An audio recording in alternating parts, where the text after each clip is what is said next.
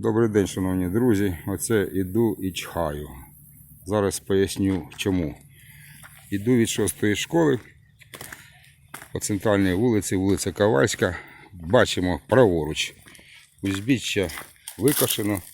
Все як має бути, напроти також. Але що ми маємо ліворуч? Як же тут не чхати? Подивіться, які бур'яни. То може інспектор з благоустрою міста вийде сюди і вжиє якихось заходів, адже тут за день проходить близько 2000 чоловік. Люди добрі, тут хащі такі, що не тільки сюди лисиці можуть пробратися, але напевно і дикі кабани.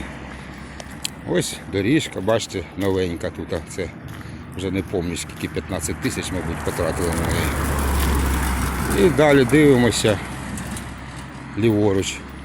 Бур'ян, праворуч, все файно і гарно. Ну і так далі. До кінця йти не буду, бо не маю часу. Треба встигнути ще на батьківські збори до школи. Дякую за увагу.